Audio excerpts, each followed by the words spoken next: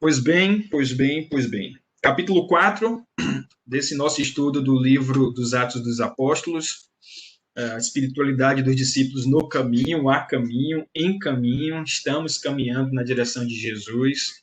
Aula número 11, e o trecho que nós vamos ler hoje é do capítulo 4, versos 1 ao 22, esse primeiro trecho aí do capítulo 4. E aí eu vou pedir que a nossa querida irmã Vilma faça a leitura para a gente desse trecho. Por favor, irmã Vilma. Ok, do 4 a quanto? Do 1 a? Ó, o 22. A senhora pode fazer isso? Ok, com certeza. Falavam eles ainda ao povo quando sobrevieram os sacerdotes, o capitão do templo e os saduceus, ressentidos por ensinar eles o povo e anunciarem em Jesus a ressurreição dentre os mortos. E os prenderam, recolhendo-os ao cárcere até o dia seguinte, pois já era tarde. Muitos, porém, dos que ouviram a palavra e aceitaram, subindo o número de homens a quase 5.000. No dia seguinte, reuniram-se em Jerusalém as autoridades, os anciãos, os escribas, com o sumo sacerdote Anás, Caifás, João, Alexandre e todos os que eram da linhagem do sumo sacerdote. E, pondo-os perante eles, os arguíram: por que poder ou em nome de quem fizeste isto? Então Pedro, cheio do Espírito Santo, lhes disse: autoridades do povo e anciãos, visto que hoje somos interrogados a propósito do benefício feito a um homem enfermo e do modo por que foi curado, tomai conhecimento, pois vós todos e todo o povo de Israel, de que, em nome de Jesus Cristo Nazareno, a quem vós crucificastes e a quem Deus ressuscitou dentre os mortos, sim, em seu nome, é que este está curando perante vós. Este Jesus é pedra rejeitada por vós, os construtores, a qual se tornou a pedra angular. E não há salvação em nenhum outro, porque abaixo do céu não existe nenhum outro nome dado entre os homens pelo qual importa que sejamos salvos. Ao verem a intrepidez de Pedro e João, sabendo que eram homens iletrados e incultos, admiraram-se e reconheceram que haviam eles estado com Jesus. Vendo com eles o homem que fora curado, nada tinham que dizer em contrário. E, mandando sair do sinédrio, consultavam entre si, dizendo: que faremos com estes homens?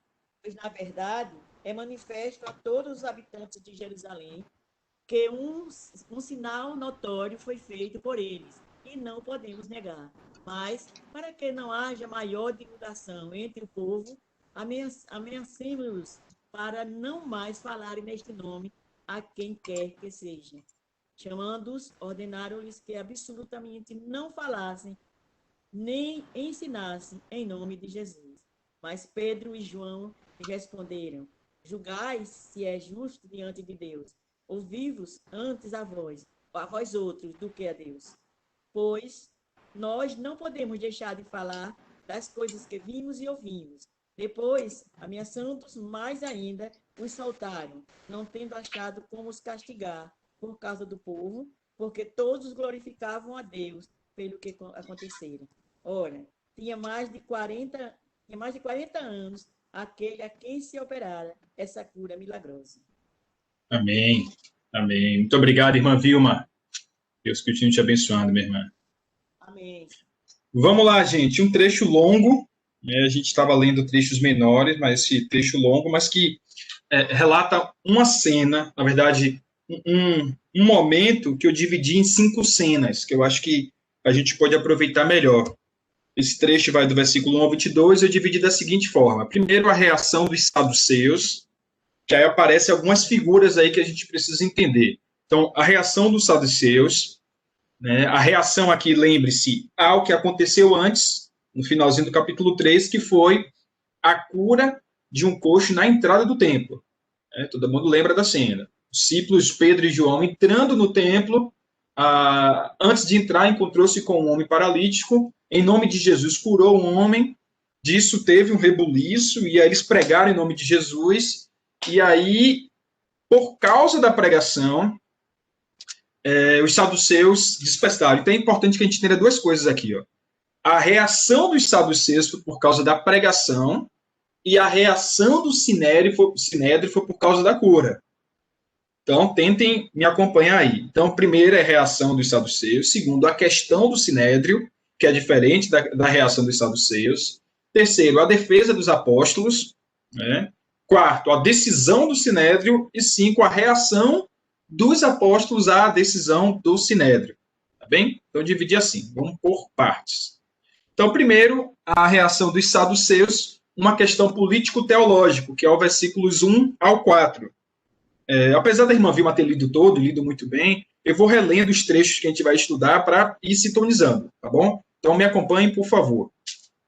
Versículos 1 ao 4 diz assim: Enquanto Pedro e João falavam ao povo, lembre-se que eles estavam terminando a pregação, chegaram os sacerdotes e o capitão da guarda do templo. Desculpa. Chegaram os sacerdotes, o capitão da guarda do templo e os saduceus. Eles estavam muito perturbados porque os apóstolos estavam ensinando o povo e proclamando em Jesus a ressurreição dos mortos. Agarraram Pedro e João e, como já estava anoitecendo, os colocaram na prisão até o dia seguinte. Mas muitos dos que tinham ouvido a mensagem creram, chegando o número dos homens que creram perto de 5.000 homens. Lembrem-se, um detalhe aqui, que naquela época só eram contados homens, crianças e mulheres não eram contados. Então, 5.000 homens. Vamos lá. Primeira coisa é o seguinte, quem eram os saduceus?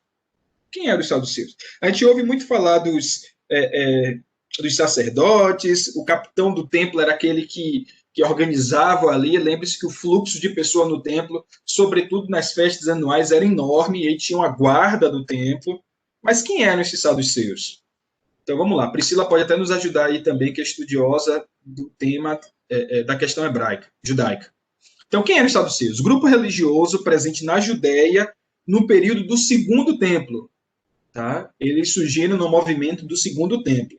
A história de Israel pode ser estudada assim também. A era do Primeiro Templo, era pré-templo, né? Depois a era do Templo e Segundo Templo. Tá? Então, eles estavam no Segundo Templo, presente no Segundo Templo, desde o século II a.C., 200 anos, 300 anos mais ou menos, antes de Cristo, até a destruição do templo no ano 70. Né? Lembre-se que o Segundo Templo foi destruído no ano 70. Essa seita foi identificada pelo historiador Flávio Josefo como o alto escalão social e econômico da sociedade judeia. Um detalhe aí. É importante que a gente lembre que não havia em Israel, no tempo de Jesus, uma separação entre igreja e Estado, né? Entre religião e Estado.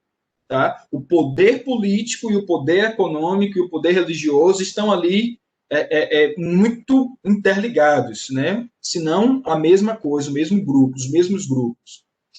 O grupo cumpria várias funções políticas, sociais e religiosas, dentre as quais se pode mencionar a função de manutenção do templo, os saduceus, que eram compostos basicamente de sacerdotes.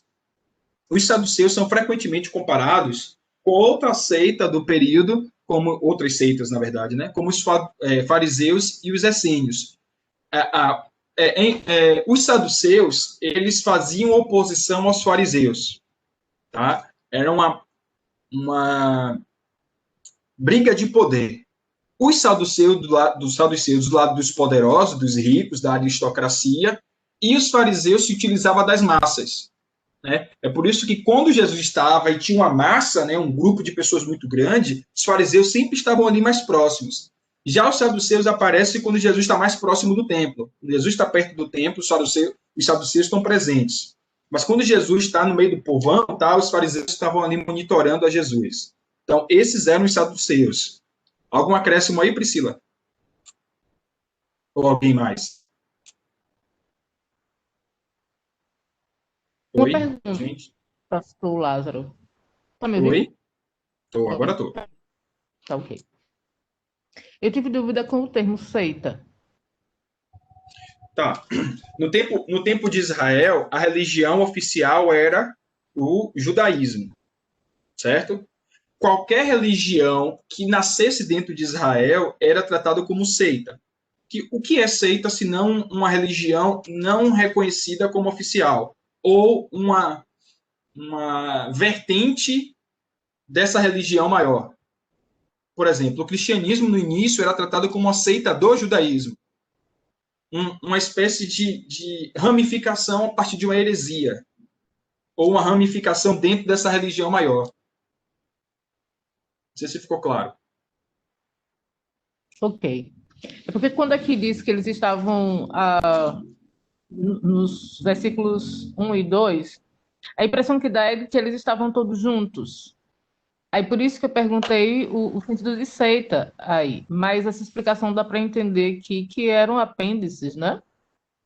Porque assim, ó, no tempo de Jesus haviam vários grupos como esses, que interpretavam a lei à sua própria ótica. Né? Então tinha os fariseus, tinha os essênios, tinha os saduceus, tinha... que mais, gente? Me ajude aí. Os macabeus, né? Eram vários zelotes, né? Haviam vários grupos que interpretavam a lei a partir das suas perspectivas. Né? Seria mais ou menos o que a gente chama hoje, é porque esse nome hoje ele é visto de modo muito pejorativo. Né? Alguns seminários, por exemplo... Foi por isso mesmo que eu achei super estranho o termo seita para isso, né? Hoje não é recomendável usar esse texto, porque ele soa como uma classificação de uma religião inferior ou algum tipo de religião devida. Né? Tanto é que alguns seminários utilizavam uma disciplina, tinha uma disciplina chamada Seitas e Heresias, e que hoje está distinguida na maioria dos seminários, ou extinguida, né? Na maioria dos seminários. Hoje é estudo das religiões. Tá? Mas naquele tempo é o seguinte, por que cabia nesse contexto seitas? Porque todas elas estavam debaixo do guarda-chuva do judaísmo, que eram ramificações dentro do judaísmo. Né? Seria mais ou menos hoje o que a gente tem das denominações cristãs. Né? Então a gente poderia substituir esse nome aí por denominação, mas não sei se cabia dentro daquele contexto. Tá? Obrigada. Mas aí, como eu estava falando, obrigado a você, Sara. Os saduceus, eles faziam parte da aristocracia, né, em paralelo com os fariseus que estavam mais próximos do povo. Então, esses eram os saduceus. Só que, como eu falei, eles tiveram um problema teológico. Né? Porque se você prestar atenção aí, no versículo 2, fala assim, ó, eles estavam muito perturbados. Em outras versões, até uma expressão interessante, deixa eu ver se eu acho aqui se é nessa. Versículo 2. Estavam exasperados. Estavam preocupados, estavam incomodados. Por quê? Olha que interessante. Porque os apóstolos estavam ensinando o povo e proclamando Jesus e a ressurreição. São detalhes que, se a gente não se atentar, passa batido. Mas por que eles estavam incomodados com essa pregação? Percebam que aqueles nem tocam no assunto da ressurreição, da cura do cara. Estavam incomodados com essa pregação. Por quê? Porque eles não criam na ressurreição dos mortos.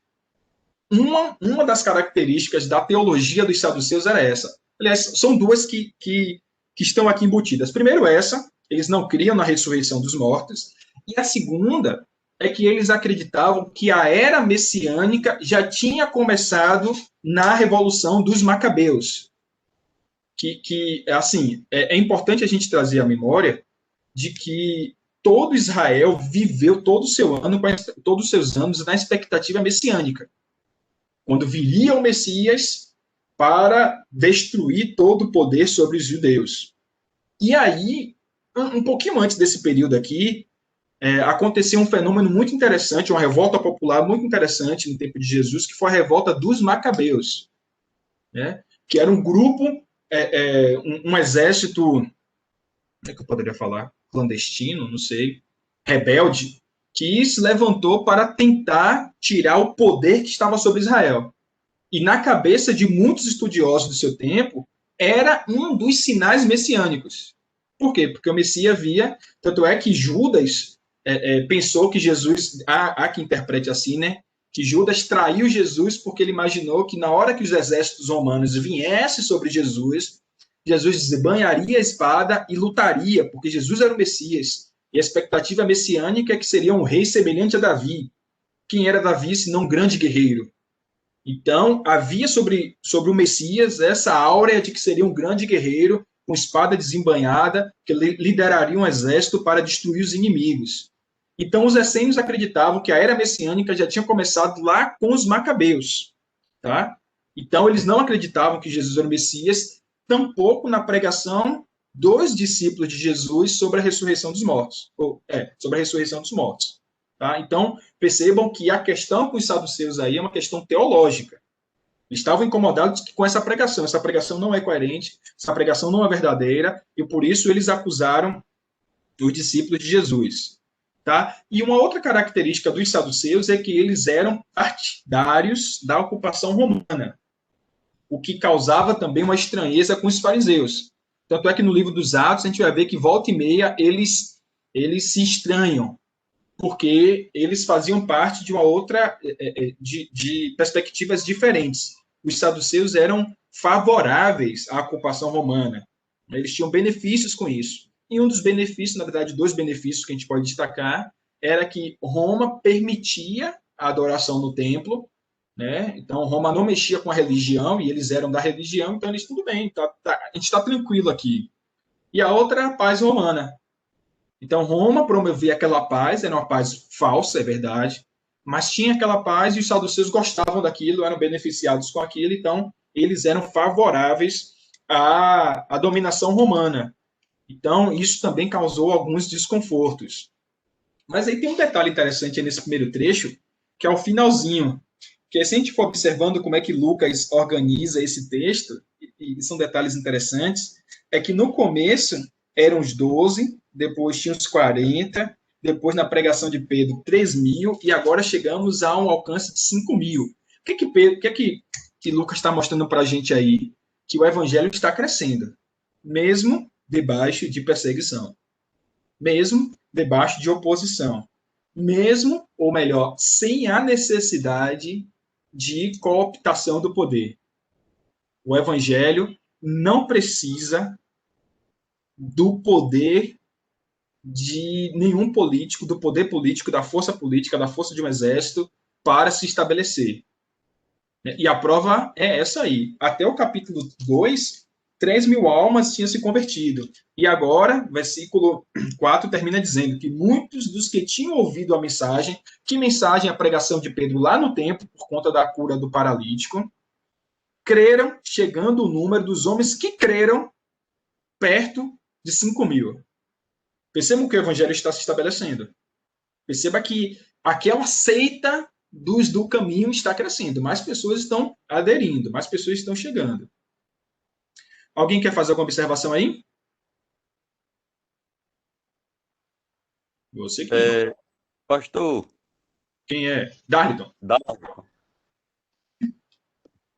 Então, a irmã falou aí, né, a respeito de seita. No caso, todas as religiões, por exemplo, da época de hoje, né, que fazem essa segregação, no caso, cai no etnocentrismo, no caso, né, porque acha que a sua denominação é superior às demais, não é isso?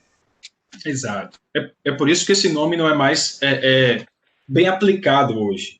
Né? Por que a sua é religião e a minha é seita?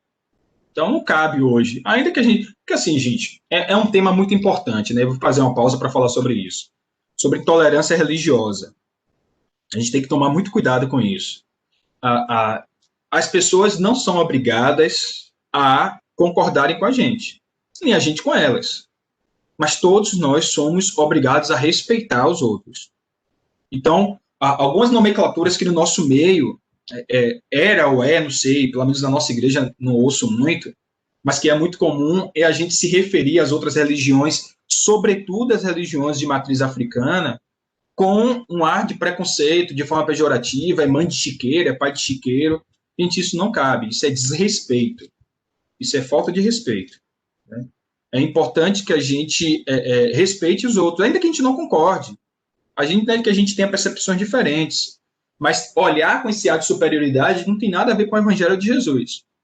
Né? Então, é importante que a gente tome esse cuidado. Não cabe chamar o outro de seita, de, né, se referir ao líder de uma outra religião como pai de chiqueiro, mãe de chiqueiro. Isso é preconceito, isso é racismo religioso. A gente não precisa, não tem nada a ver com o evangelho. O evangelho não se vale disso. Então, você pode se relacionar com as pessoas entendendo que o outro é da sua religião. Você pode até ter essa convicção, e nós temos, que são equivocados, mas eles têm esse direito. Né? A gente não vê no Evangelho Jesus destratando ninguém porque tem outra religião. Muito pelo contrário. Jesus foi muito firme e denunciou aqueles que tinham a religião igual a dele. Perceberam isso? Se a gente for olhar no Evangelho, toda vez que Jesus foi muito duro, incisivo e bateu, foi naqueles que diziam crer no mesmo Deus que Jesus acreditava.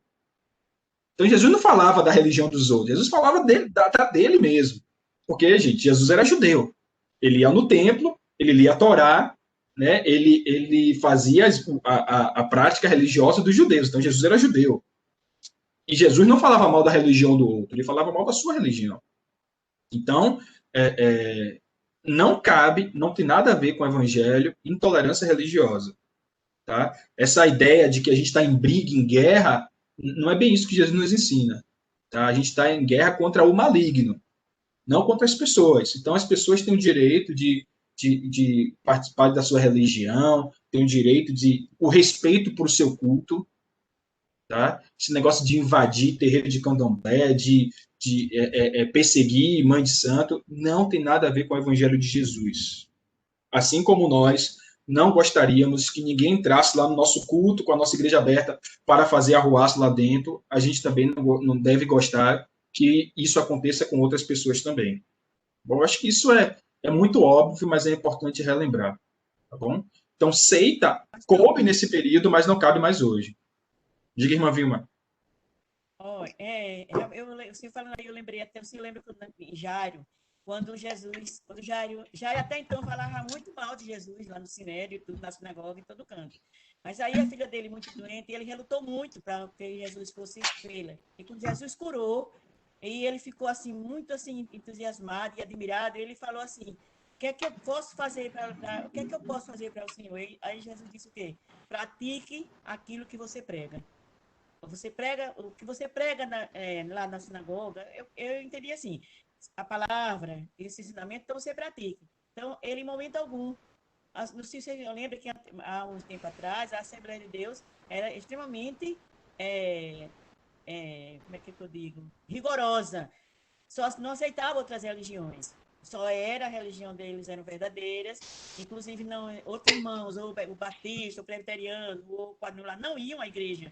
Nem eles também, eram assim, muito rigorosos, eles mudaram muito sobre isso. A maneira de ser, o modo de pregar, a vestimenta, enfim, tudo. Não entrava um irmão, eles não usavam calça comprida, nem nenhuma pessoa que fosse à igreja deles tinha um cartãozinho, tinha que identificar, só aceitavam no templo realmente as pessoas que eram assembleianos. Então, era muito rigorosa. E eu me lembro que uma vez teve um evento, sei que foi até muito tempo, acho que foi há muitos anos mesmo, ali nas décadas de 70 e pouco, ali no mercado, e tinha um grupo de assembleianos, tinha várias igrejas ali, porque foi um evento de cantores que vinham, e aí eu sempre gostei de participar, de ver, de escutar louvores, a mensagem também. Aí eu percebi que eu estava perto de algumas pessoas e eles perguntaram qual era a minha igreja. E na época era presbiteriana. Aí eles ficaram assim, um olhava para um, outro olhava para o outro, não me disseram nada. Você é irmã fria? Exatamente. Pela maneira de olhar, assim, presbiteriano, aí se afastaram, né? Se afastaram. Eu estava com outros irmãos, entendeu? Se afastaram, foram para outros grupos. Então, eles se identificavam e se separavam muito. É como o senhor falou aí, o racismo. Mas a gente está bem melhor hoje, está bem melhor porque a gente já entra. Inclusive, eu já fui convidada à Assembleia de Deus, assistir um evento, um trabalho, tá ali no Siqueira, eu já fui. E tem um sobrinho que frequenta lá. E não tem mais isso, mas antigamente era isso, assim. E é como se eu disse, a gente não pode... Jesus não criticava, a gente não é obrigado a gente aceitar, mas a gente não pode também criticar e nem dizer que fulano é isso, que a igreja tal é isso, que religião tal é isso. Não, a gente não pode falar isso. Mas assim, irmã Vilma, agora, a gente já superou essa barreira dentro dos nossos irmãos cristãos, né? Então, a gente mas a gente precisa respeitar também as outras religiões. Exatamente, é isso que eu falo, respeitar. Respeitar é uma coisa, aceitar é outra. Você Então, então assim, concordar, você, eu exato. discordar. Por exemplo, vou dar um exemplo que agora o homossexualismo a gente não pode falar nada. A gente não pode criticar, a gente não pode dizer nada, a gente tem que aceitar. Então, ou respeitar. Mas eu não sou obrigada a aceitar e concordar com tudo que eles dizem, com tudo que eles fazem. Não sou obrigada. Você até minha família, eu não sou obrigada. Eu respeito. Agora, não sou obrigada a aceitar aquilo que eles fazem ou concordar com aquilo que eles fazem. Porque, biblicamente falando, você sabe, né? A gente não é tão liberal a ver que, tanto no Novo Testamento como no Velho Testamento, isso é condenado. A gente também aceita. Porque quer vir à igreja, como o Senhor mesmo recebe, aceita. Tem a mudança? Tem. É provável que eles mudam? É. Agora, a gente ama, como um pastor disse aí, um certo pastor, que a gente aborrece o pecado, mas a gente ama o pecador. A pessoa, como ser humano, a gente não despreza. A gente não coloca fora de casa, aquela coisa toda, o senhor sabe. Mas a gente não concorda com as ideias, com as coisas e tudo mais. E também porque eles têm toda a liberdade, eles também não podem também, com isso que, eu sou isso, e fazer, e tá aí abertamente, mostrando aquilo que faz, não. Porque até uma pessoa não homossexual, uma pessoa normal, comum, não pode também estar aí na rua mostrando, agarrando o tempo todo, fazendo isso no público, tá no ponto de ônibus, tá, coisas que não devem ser feitas. Isso também depende. Eu acho assim. Agora, não aceito, não sou obrigada a aceitar. Agora, não digo uma palavra que vá ofender. Eu respeito. A linha que separa essas coisas é a linha do respeito. Né? Do respeito. Pastor Lázaro. Oi, deixa eu só concluir aqui, pastor. Foi o pastor Renato que falou, não foi? Foi. Pronto, só um minutinho. A linha do respeito. Que assim, assim como nós temos direitos, né, nós estávamos falando inicialmente da questão religiosa. Nós temos direitos, nós temos a liberdade de abrir o nosso templo, de cultuar o nosso Deus, de fazer culto ao ar livre, de nos reunirmos numa praça com violão e cantar louvores a Deus. Nós temos esse direito e eles também têm. Eles, quando eu falo, é qualquer outra religião. Né? Esse aspecto da questão da homossexualidade, da homoafetividade, não cabe muito aqui, então eu vou deixar para um outro momento a gente falar sobre isso. Mas a linha que define, que precisa estar muito clara diante da gente, é a linha do respeito.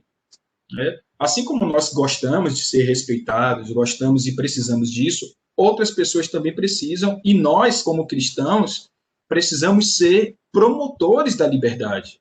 Você pode não concordar, mas jamais um cristão pode fazer parte ou coro com aqueles que perseguem, com aqueles que agridem, com aqueles que falam mal. Isso não cabe à experiência cristã.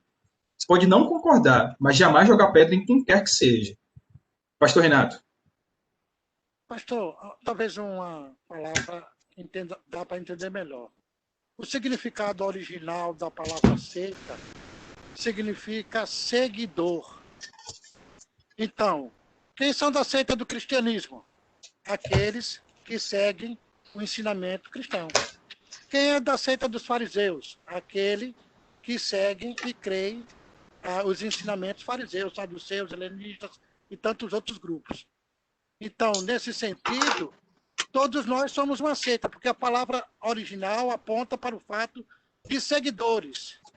Quem é a seita dos fariseus? A seita dos fariseus é daqueles que seguem o ensinamento dos fariseus.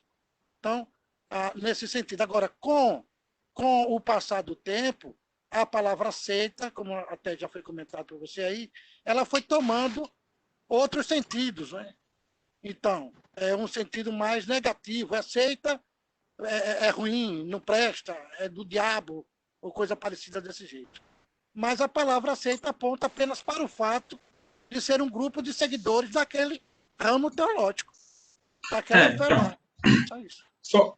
Obrigado, pastor Renato. Então, é só essa observação, que hoje, como a palavra é viva, né, hoje ela aponta para outros significados e não cabe mais falar. Respeitar a religião do outro, pronto. E uma forma de respeitar é o seguinte: como é que o outro gostaria de ser chamado? Pronto.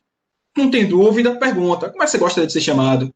Gostaria de ser chamado de tanto. Pronto, a partir daquele momento você chama. Isso é respeito. Né? Mas eu não concordo. É o direito seu não concordar. mas você não tem direito de desrespeitar o outro. Mas vamos seguir lá. Alguém mais quer fazer alguma observação sobre isso? Pastor, Oi. Pastor, Quem? agora sim. Então, Mas, Cora, tudo bem, né? tudo Então, em paz. tem um Freire, é, a pedagogia da autonomia. Gostei tanto da forma como Paulo Freire, ele um católico, né? Mas como ele explica essa questão da tolerância, porque ele diz que ser tolerante com o outro é respeitar, não é abrir mão dos nossos dogmas, não é abrir mão da nossa visão de mundo, mas ser tolerante é respeitar que o outro tem todo o direito de pensar diferente da gente. Uma das coisas, entendi porque se odeia tanto Paulo Freire, todo fascista odeia Paulo Freire, porque é um exemplo maravilhoso no Brasil dessa tolerância. Ele fala até amigos dele. Assim, eu digo, uma pessoa o tempo todo sendo atacada pelas posições dele e ele conseguia respeitar o outro, assim, aqui no nível ele foi para mim assim uma referência. Eu acho que às vezes o evangélico ele tem um medo muito grande, porque quando ele é respeitoso com alguém do candomblé, por exemplo, ou de toda e qualquer religião diferente da dele, na cabeça dele, eu digo porque eu já tinha assim, é como se a gente tivesse, eu já fui rejeitada também por conta disso, você está concordando, você está abrindo mão dos seus conceitos, e não era isso, eu estava exercendo ali, aprendendo a ter respeito pelo direito do outro de pensar diferente de mim. Eu gostei muito da forma como o Paulo aborda. Quem quiser ler esse livro, é muito bacana, sobre essa questão da tolerância. Tem um outro livro também, de Rubem Alves, Dogmatismo e Tolerância, que ajuda a gente nesse enfrentamento, porque dizer que é fácil, nós somos educados para achar que toda pessoa de uma outra religião era inimigo da gente, não é? E que se a gente, de alguma maneira, é amistoso com essa pessoa, é como se a gente tivesse amistoso com o próprio diabo. Então, a gente precisa, enfrentamento passa por um estudo mesmo, passa pela leitura, passa pela busca, passa por se expor, nunca dar oportunidade de conversar, de conviver, de estar com pessoas que são diferentes da gente. Eu digo por experiência própria, isso ajuda muito. É isso, pastor. Exato. Obrigado, Cora. É isso. Esse tom muito belicoso que algumas pessoas têm se referido ao evangelho é muito arriscado mesmo. Diga, Sara. Depois Sara Darlington. Quando eu estou diante de situações como essa, né, que a irmã Vilma falou, e que está aí de acordo com essa primeira parte, do respeito, sobretudo respeito a outras religiões, e das várias e várias vezes em que eu ouvi de não manter amizade, sobretudo com pessoas candomblecistas, né? Ou qualquer outra religião de matriz africana. Não era interessante que eu mantivesse amizade e tudo mais, que aquilo ali era do diabo e Deus não gostava. E aí a minha posição era sempre a mesma. Quando a pessoa começava a falar isso, eu dizia, olha, a partir de hoje eu não falo mais com meu pai, vou ficar de mal dele. Aí, mas por que isso não é de Deus? Se você disse que eu não posso ter contato com candomblecistas, eu vou ficar de mal do meu pai.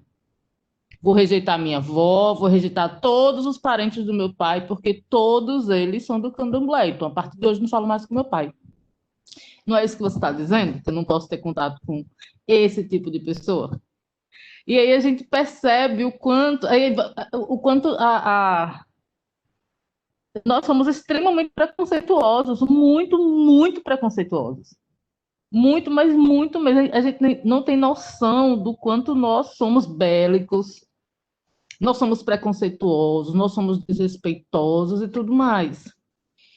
Meu pai é de uma família candomblessista, né? Meu pai era ogã no candomblé. Eu cresci sabendo disso. Ele não vai mais, mas quando se pergunta a ele, né, sobre religião e tal, ele diz. E minha mãe é protestante. E aí eu aprendi com minha mãe, na verdade todos nós aprendemos em casa, que era necessário respeitar todas as pessoas e todas as suas escolhas, todas as suas orientações.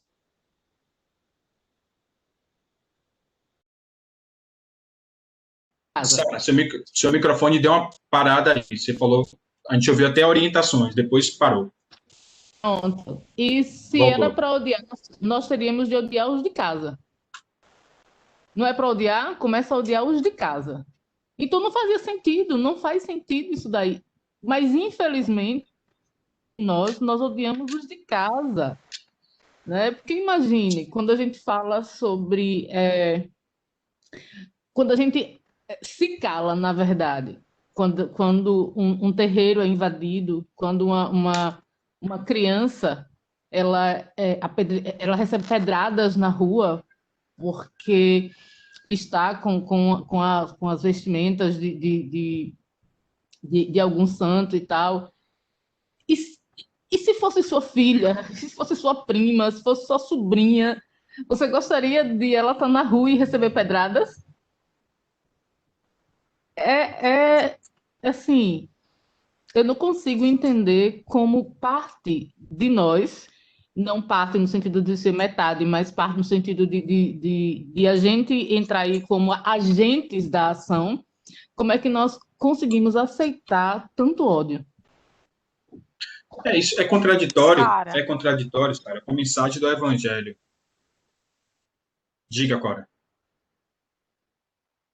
ô Darley, tu pastor, pediu a palavra desculpa, o também. senhor pode continuar. Eu vou Eu só passar só para queria. Darley, porque ele queria fazer um comentário. Pode falar. Pois não, eu não vou esquecer. Tá, então deixa o Darlington falar que ele pediu e depois eu passo para você de novo, Cora. Darlington. Certo. Pastor, então, eu costumo assim dizer, porque assim, próximo de mim há várias pessoas assim com esse pensamento etnocêntrico. Aí o que acontece? Às vezes até na família mesmo, uma religiosidade assim muito que segrega as pessoas. Aí o que acontece? Eu costumo dizer o seguinte: na eternidade nós vamos ter muita surpresa. Porque às vezes um cara que está lá, porque como é uma religião de matriz africana, tem muito preconceito, por exemplo, o candomblé, entendeu? Que, assim, eu tenho como sendo semelhante à nossa crença, porque eu acredito, assim, que eles creem também em um Deus igual a gente crê. Aí, mas só que aí as pessoas já, pai, você tá mudado, tá, se transformou e não sei o quê, entendeu? Porque eu costumo dizer isso, que a gente vai ter muita surpresa lá na eternidade. Aí eu digo, ó, inclusive muitos de nós aqui, da nossa denominação aqui, vai ficar, viu? Aí eu sou meio que taxado assim como, rapaz, você já tá já. É isso, Isso é pastor. problemático. Vamos lá, Cora. Vai falar ainda, Cora? Ai, eu me senti tão representada pela Sara, estou aqui, quando assim, meu olho enche logo d'água quando eu lembro, porque ninguém tem. Nós somos um povo extremamente miscigenado, nós temos uma mistura profunda, ancestral, e eu lá em casa a gente tinha essa divisão forte, assim, e eu digo sem mágoa nenhuma, Deus já tratou. Mas assim, a minha mãe era muito por minhas duas irmãs, o pai era muito por mim.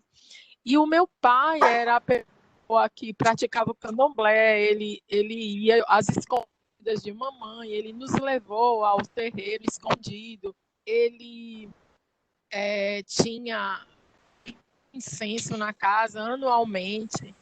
E eu vi, às vezes, meu pai ser muito humilhado pelas pessoas que iam fazer uma visita na nossa casa a fim de evangelizar o meu pai, né, tinha uma pena de minha mãe. Ela é casada com uma pessoa que é do candomblé. E aí iam lá em casa. O meu avô, o pai da família, era dono de terreiro. Então, o que é que acontece? E ainda eram duas lideranças que ele tinha, a liderança do terreiro e a liderança política, porque ele era vereador, enfim. Então, a família toda era muito forte isso da parte do meu pai. Mas uma coisa que era o diferencial, assim, à medida que eu ia me apaixonando, me aprofundando e conhecendo a palavra de Jesus, mais o amor por meu pai aumentava. E é coisa complicada para uma criança, para uma adolescente, experimentar, ser ensinada, ou ainda que veladamente, ensinada a odiar, né? Há uma conversa realmente profunda em meio sobre essa relação com as outras denominações e com especialmente com as religiões africanas, porque não se estuda sobre o profundo preconceito que já existe, o racismo que existe, o racismo dentro das nossas igrejas, os lugares especiais, enfim, essa questão não é tratada. E aí eu imagino uma pessoa que aceita Jesus, como foi, eu aceitei Jesus criança, aos 9 anos, e aí começar a entender que meu pai era errado, que eu não podia. Então, é uma sensação horrível, porque eu amo, porque meu pai está no céu, né? Está com Jesus, aos últimos dias da vida dele, ele conheceu a Jesus, ele se entregou a Jesus, mas até aí foi muito assim, sofrimento, porque eu amava, sempre o amei, né? Então, essa coisa de amar alguém, Jesus deixa esse exemplo quando ele diz, ame o seu inimigo, tal. Se a gente ama o inimigo, quanto mais um parente, alguém que mora com a gente e de uma outra vertente, de uma outra linha evangélica ou religiosa. Então, é muito sofrimento dos negros evangélicos, é sofrimento para uma criança, para um adolescente, e a gente precisa, assim, eu estou falando muito, mas acho que a gente precisa muito aproveitar as oportunidades para chamar conversa, um assunto quase que inconversável, né? É isso, meus irmãos. Amém, Cora. Obrigado, Pastor, gente, pelas contribuições. Quem? Gabi, vamos lá, Gabi. é rapidinho. Dúvida, é só perguntar o que Jesus faria, como ele reagiria com uma pessoa de uma diferente, de uma opção sexual diferente. Ele ia pegar um chicote para bater neles, ou ia abraçá-los e dizer que o pai dele, assim como ama qualquer outra pessoa. É só fazer isso. Amém. Obrigado. Amém, Gabi. É só um comentário, não falo mais nada. Pode Gabi, falar, eu Sara, também, fica à vontade.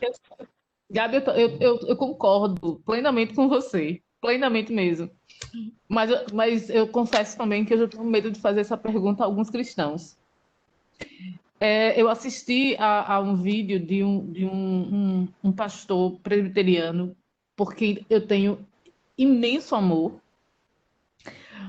mas que depois desse vídeo eu fiquei tão traumatizada, mas tão traumatizada, que eu não conseguia ouvir nada do que ele falava sem lembrar desse vídeo. Falavam sobre armamento, e aí ele disse que era interessante ter uma arma em casa para dar. O pastor Lázaro já viu esse vídeo, sabe de quem eu estou falando? Então, tenho medo de perguntar o que Jesus faria. Tenho medo mesmo de perguntar a alguns cristãos o que Jesus faria, porque é bem capaz dele dizer que Jesus daria um tiro na cabecinha. Na É bem dúvida, capaz. pessoal, é seguir Exato, de dar um Augusto tiro, exato. Nicodemo. Gente, oi? O nome do pastor é Augusto Nicodemos. Não devemos ignorar o nome dessas pessoas. Tio Nico. Augusto Nicodemos. Porque Eu é chamava necessário. carinhosamente de tio Nico. Depois disso, eu não conseguia mais, não conseguia Mas assim, ó, mais. deixa eu dar uma palavra com relação a isso. Deixa eu dar uma palavra com relação a isso. Quando a gente fala que o evangelho ele anda na contracultura, é porque tanto esse pastor quanto a maioria dos cristãos, o que que fazem? Sutilmente reproduzem o que está posto na cultura, o que está posto ao nosso redor, facilmente. Então, assim, o que que é conveniente para a maioria das pessoas? Quando a Bíblia fala que nós não devemos nos conformar com esse mundo, a gente foi treinado a identificar como mundanismo, por exemplo, essa postura de Darlington, de ser amigo de todo mundo. Isso é mundanismo, está muito diferente, você está mundando, Darlington. Por quê? Porque você deveria odiar. Quando o Evangelho nos diz que ser odioso é que é ser mundano. Olha como as coisas são. É por isso que é importante momentos como esse da EBD, e a gente dá exemplos, porque são nos exemplos que a gente vê a aplicação do Evangelho. Eu, por exemplo, cresci achando que todo mundo que não tinha religião igual a mim era meu inimigo. Eu estava em batalha, estava em guerra. Eu aprendi, cresci ouvindo que música cristã que é música mundana, de assistir filmes não cristãos que era ser mundano.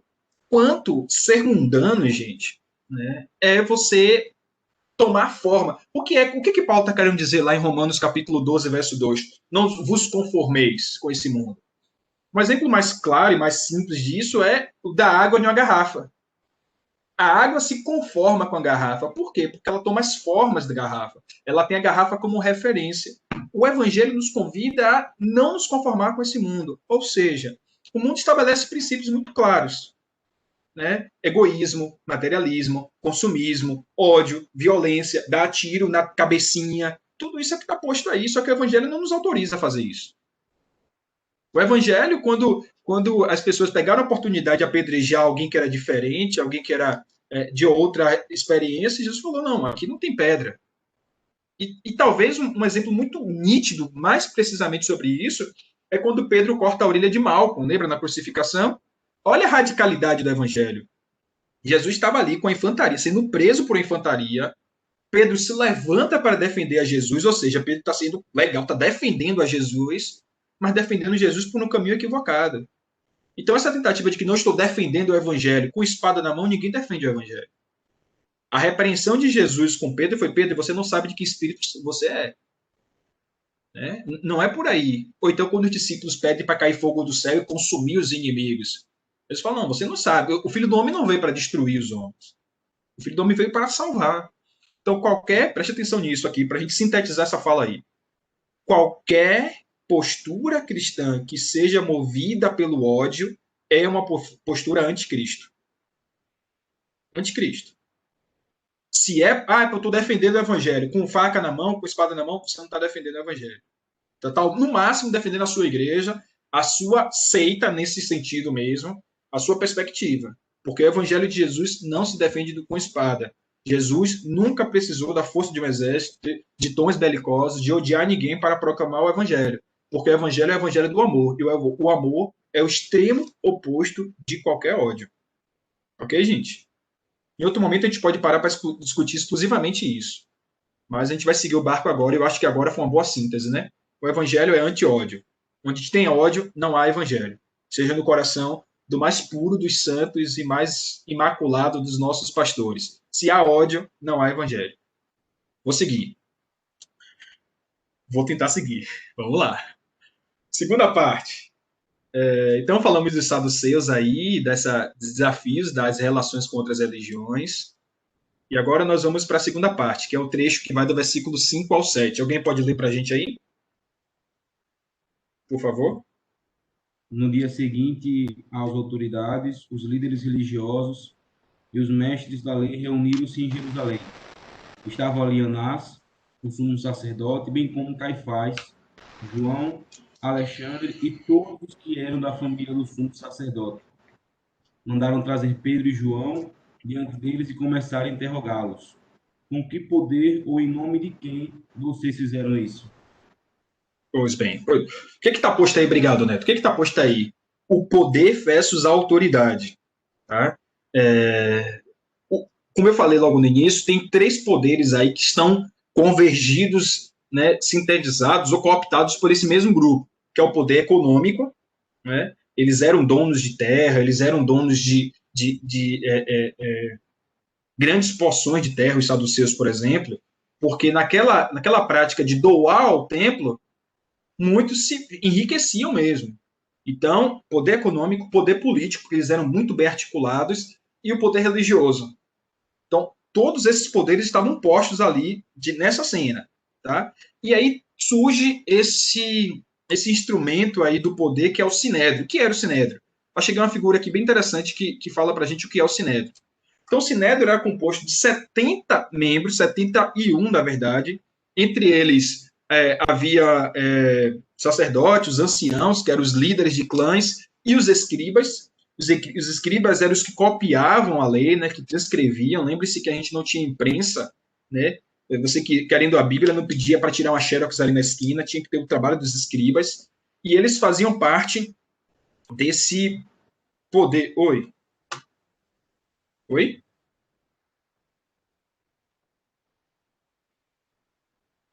Vou seguir. Então, estava ali composto no sinédrio, os escribas, os anciãos e alguns sacerdotes. E tinha um presidente, que era o sumo sacerdote. O sumo sacerdote em exercício era o presidente do sinédrio. O acusado ou os acusados ficavam no meio, essa figura, e eles sempre eram acompanhados por 2 oficiais romanos. Lembre-se que todos os povos subjugados, eles não tinham poder de vida e morte, somente os romanos. Então, se o sinédrio condenasse alguém à morte, tinha que ir para a autoridade de Roma para autorizar ou não. É por isso que o sinédrio não matou a Jesus. Eles não podiam, eles entregaram aos romanos, porque só os romanos podiam matar. Então, sempre eles eram acompanhados por 2 oficiais romanos, tá bom? Então, tinha essa figura. E aí tem uma coisa interessante, que a gente vê essa denúncia aí da corrupção no templo na figura de 2 sumos sacerdotes, Anás e Caifás. A tradição orientava que deveria haver um sumo sacerdote. E no tempo de Jesus, haviam 2, Anás e Caifás. Então, um era genro do outro. Então, Anás ele tinha sido deposto pelos romanos, que colocou Caifás. Mas os 2 exerciam autoridade. Né? Talvez seja por isso que lá em João, quando João Batista fala que ele era a voz que clama no deserto, e essa frase de João ela é muito impactante, denuncia muito a corrupção do templo, porque na cabeça dos judeus, a voz de Deus se ouvia no templo. E João Batista fala que não. Ele era a voz do que clama, não no templo, mas no deserto, porque o templo já estava corrompido. Né? Então, havia isso, 2 sumos sacerdotes. E a grande inquietação deles é o seguinte: nós temos poder, nós somos poderosos, mas quem tem autoridades é esse aí que proclama Jesus. Né? E a grande inquietação deles é o seguinte: com que poder vocês fazem isso? Notem aí que a provocação deles é diferente da dos saduceus. Saduceu era uma preocupação teológica. O sinédrio é uma preocupação de poder e autoridade. O sinédrio falou: vocês pregam algo que a gente não concorda. E o sinédrio fala: não, vocês têm um poder que a gente não valida. Esse poder de vocês aí, quem te deu autorização? Quem deu poder a vocês para fazerem isso?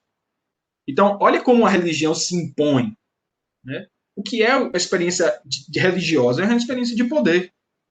E olha como isso é sério.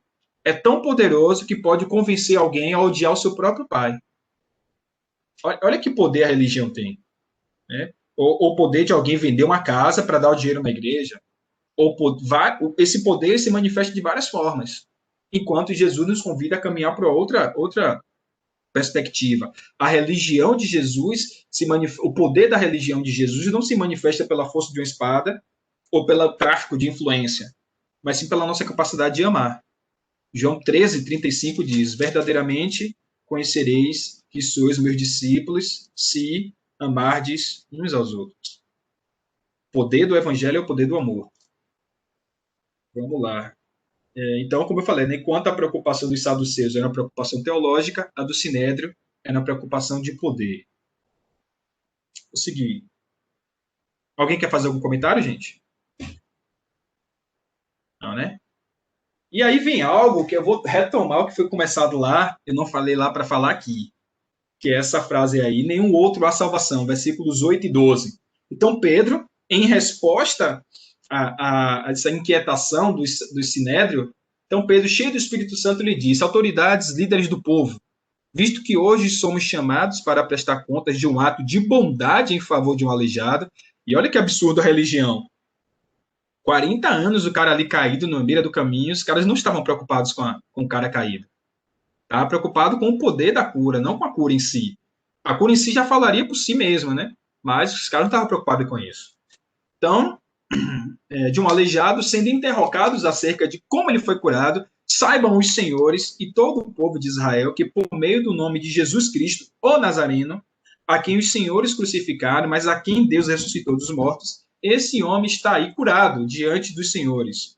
Esse Jesus é a pedra que vocês, os construtores, rejeitaram e que se tornou a pedra angular. E aí Pedro repete isso lá na sua carta.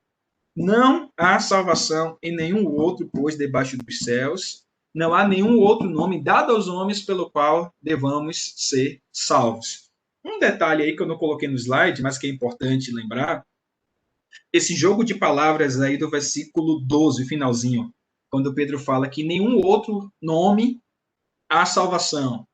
Lembre-se que o nome Jesus significa Deus salva. Pedro está provocando aí os fariseus dizendo, olha, o nome dele não diz que Deus salva? Pois bem, Deus salvou por meio do nome dele. Então, esse jogo de palavra do nome de Jesus. Só há salvação no nome de Jesus porque o nome de Jesus é o nome da salvação. Interessante isso, né? Então, primeiro eles estavam cheios do Espírito Santo. E aí, meus irmãos e irmãs, a religião de Jesus é a religião onde seus discípulos são cheios do Espírito Santo. Como é que se mensura já falamos sobre isso em outro momento, como é que se mensura uma igreja ativa? É pela quantidade de atividade que ela faz? Não. É por quanto sinais do Espírito essa igreja dá. Sinais de que andam com Jesus. Não é sobre quantidade, é sobre intensidade. As pessoas que participam do nosso culto têm a sensação de que foi mais uma atividade religiosa ou têm a sensação de que teve encontro pessoal com Jesus? Porque às vezes nós somos tentados a achar que quanto mais atividade, mais comunhão com Deus, e não é verdade. Não é verdade. Então, um detalhe logo interessante ali, logo no início que Lucas coloca na narrativa é isso, que Pedro, cheio do Espírito Santo, falou em nome de Jesus. Só está autorizado a falar em nome de Jesus aqueles que são cheios do Espírito Santo. Aliás, foi uma promessa de Jesus lá no capítulo 1, primeiro, versículo 8. Fiquem em Jerusalém até que do alto vocês sejam revestidos de poder, quando o Espírito vier sobre vocês. E aí sim vocês serão testemunhas. E aí sim vocês testemunharão. Então eles estavam cheios do Espírito Santo. E eles falaram sobre um ato de bondade, o que nos ajuda a compreender e até seria um princípio para a gente julgar as demais coisas. O que nós fazemos enquanto igreja são atos de bondade ou de perversidade em nome de Deus? Porque Jesus falou que a árvore seria conhecida pelos seus frutos. Os nossos frutos são frutos de bondade ou não? Né? E aí tem outro detalhe interessante, que é cura associada à salvação. Eu até mandei, eu não sei se eu mandei na lista de transmissão da igreja, recentemente um tweet falando sobre, acho que foi não lembro, sobre cura e salvação no Novo Testamento, sobretudo nos escritos de Lucas. Né? Lucas aproxima esse termo curar de salvar. Né? Em nenhum outro, porque percebam o seguinte, a pergunta que o Sinédrio fez a Pedro e João é sobre com que autoridade ele curou. E a resposta é, olha, pois bem, esse homem foi salvo em nome de Jesus. Então perceba que existe uma aproximação entre cura e salvação aí. Tá dando para acompanhar ou tá confuso, gente? Tranquilo. Tá tranquilo? Então, assim, cura e salvação. O que a gente pode perceber, essa perspectiva do evangelho, foi isso que eu explorei no texto que eu mandei para vocês. Que, assim, se a gente pensar friamente, o que estava acontecendo com aquele homem? Ele estava à margem. ele estava excluído, ele estava marginalizado. E aquela cura não foi apenas sarar uma enfermidade. Se a gente for observar e analisar todas as vezes que Jesus curou alguém, Jesus, na verdade, está reinserindo essa pessoa na sociedade. Porque um homem aleijado, ele não podia entrar no templo. Uma mulher com fluxo do sangue, ela não poderia cultuar. Ela não poderia nem tocar em ninguém. Um homem leproso não podia nem entrar na cidade. Uma pessoa endemoniada vivia, ou com epilepsia, né, ou lunático, ele vivia fora da cidade.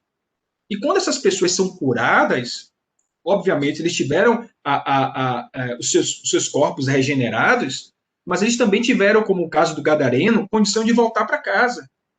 E aquela cena do Gadareno eu acho fantástica, porque quando ele falou assim para Jesus, eu vou te seguir, Jesus, não, volte para casa. Olha que poder extraordinário do evangelho.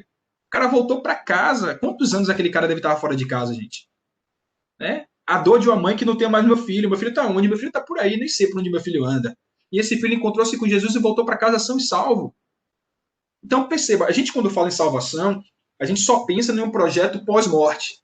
E não podemos esquecer que o evangelho é um projeto para a vida. Jesus veio para nos dar vida e vida em abundância. Então, o aspecto da salvação aqui, que a gente não pode deixar passar, é esse aspecto da reinserção na sociedade. Esse homem que estava 40 anos na porta do templo, entrou com os apóstolos no templo. Vocês conseguem entender isso, gente? Imagine vocês, creem em Deus, cultua esse Deus, ama esse Deus, mas todo dia alguém te leva até a porta do templo. Aí imagine você, chega ali na alvorada, senta no templo, aí vê todo mundo entrando para cultuar a Deus, o qual sai comentando o culto foi uma bênção, mas você não pode entrar porque você é paralítico.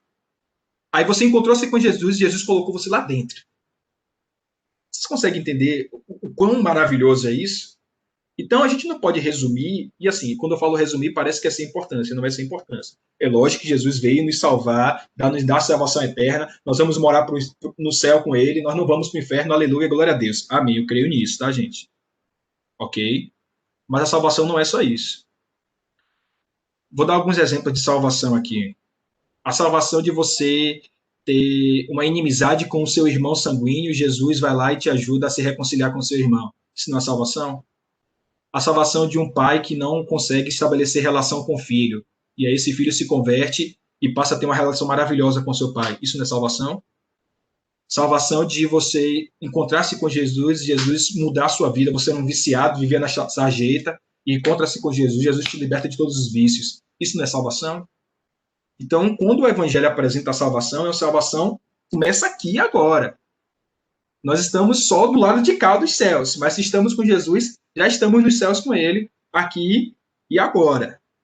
Fale, seminarista Neto Rosa. E eu penso também com relação a essa salvação, com relação à própria cura física, né? Que eles não tinham oportunidade, depois tiveram, depois que foram curados, salvação e etc. Mas por muitas vezes Jesus curou almas, né? Jesus curou uma mulher samaritana no tanque que não tinha nenhuma enfermidade, por exemplo. A mulher que era rejeitada por todos e por todas, mas Jesus ali traz significado para aquela mulher, assim também com a mulher que quase foi apedrejada, né? Então, o evangelho que é realmente a esperança, né? Cristo é a esperança para aqueles que têm a enfermidade física, que foi curado, que conheceu a salvação através dessa cura, mas penso também nesse sentido de um Jesus que quando encontra em nós, quando nos encontramos, com pessoas que não vão ter alguma enfermidade física, assim, de um pé ou de uma mão, etc., mas que vão ter as almas curadas, né?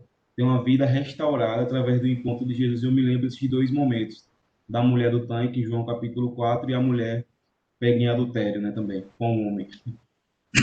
Vá em paz, a tua fé te salvou. Jesus fala isso algumas vezes depois de uma cura, né? E aí vem esse tema aqui, que eu acho que a gente encerra o estudo de hoje com ele, porque não vai dar mais tempo. Que é o seguinte: não há salvação em nenhum outro, pois debaixo dos céus não há nenhum outro nome dado aos homens que devamos ser salvos. Amém. Isso aí, esse texto me ajudou a resolver um problema diálogo entre religioso. Porque de vez em quando eu era chamado para participar de diálogos interreligiosos. E aí eu participei de alguns, tal, mas eu participava de mesas de diálogo, mas nunca participei de culto interreligioso. Certo? Por quê? Porque eu entendi o seguinte: uma coisa é você estabelecer diálogo, você conversa, você respeita, você ama, né, pessoas de outra religião sem problema algum. Mas, para mim, culto só a Jesus de Nazaré. Isso eu faço na paz. Acho que está dizendo, então, que não é minha religião? Não estou desrespeitando.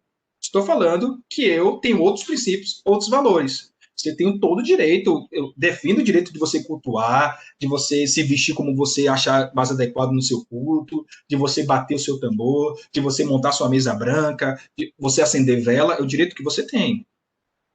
Eu não participo.